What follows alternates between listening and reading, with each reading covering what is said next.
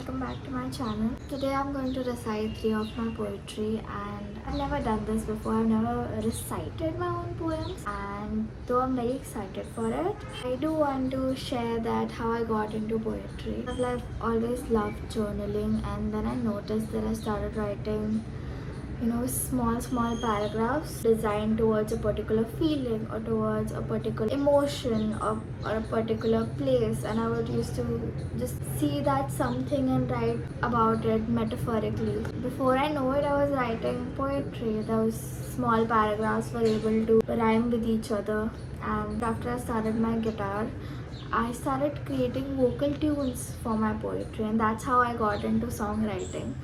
But yeah, that's the story for another day. Today I'm really excited to recite 3 of my poetries. I haven't ever shared my poetry even on Instagram. This is a really big step for me, but I've created this channel with the hope that I go out of my comfort zone. So yeah, let's go out of my comfort zone. The first poetry that I'm going to recite, it has a title called I Don't Know. It's about the ever longing thirst of finding a purpose. So let's go. How do you decide the purpose of your life? Your personal 9 to 5? Or you wouldn't mind working as hard as required? I don't know. It used to be a sitting on the fence word. It used to be a I'll get back to you with an answer word. When did it get associated with paranoia and uncertainty? When did my innocent I don't know to the max equation of the past became a constant reminder of time slipping away from the present? I don't know. I don't know if there's anything I love enough to make it my personal 9 to 5. I don't know what I want to do for the rest of my life. I don't think taking one step at a time is helping because I don't know where to put my next step at. Is that what Sylvia meant when she talked about the fig tree? Is that what Sarah felt when she asked for 3 lives to fill her dream? The utter madness and chaos of the unknown, when the entire world is screaming at you, please know exactly what you're doing, with what pace you're moving. Is there a sorting hat, like at Hogwarts, giving all a purpose one at a time? Or perhaps a pink cat on the tree, giving directions on how to walk in life for free? It's scary, or maybe you don't know. Who knows anyway? To feel like an imposter, to feel like a drifter. In an ocean of choices, there's taste for few. On a mountain of taste, there's diligence for none. There's survival and small pockets of things I'm good at, but I don't know where to begin. There's an expectation of me to end this beautifully, to end with an afterthought, a happy ending with a glee. All I can say is, I don't know how it's supposed to be. The next poetry which I'm going to recite is also the first one that I ever wrote. It's my first one and I'm very proud of it. Your first is always special. It was able to encapsulate a feeling which I've had for the longest of time and I'm never able to put in words. And I'm very excited to recite it for you. Just a second. It doesn't help that I have glasses and I refuse to wear it. I can talk about various wonders of the world, ranging from a single microscopic organism's existence to views on weapons of mass destruction.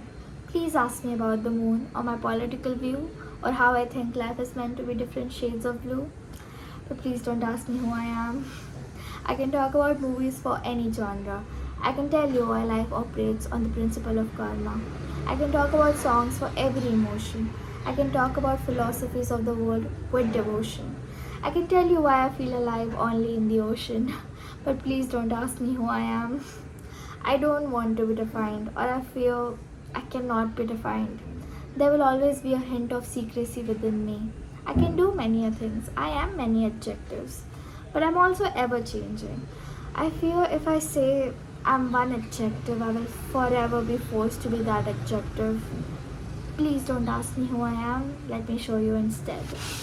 Also, I have not put a title on this one because she doesn't want to be defined. So a little background before I start this poetry is that I went walking recently into the old park where I used to go when I was a child, and it just brought back a rush of memories, seeing all the slides, seeing all the tracks, and I had to sit there on a bench to write this. It's also the most special one I've written, I think.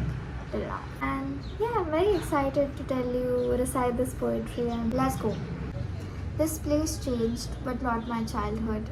It's still in my mind, fresh and dizzy, exactly how I felt when I fell from the swing. The pole my hands couldn't reach is half my size now. It's so real, it's so weird.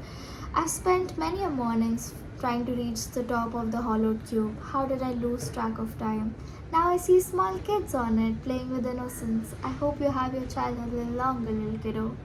The park removed the tall tower structure I was scared of, which my brother always made fun cause I couldn't climb. But I did one day. I was so tall, I was so high.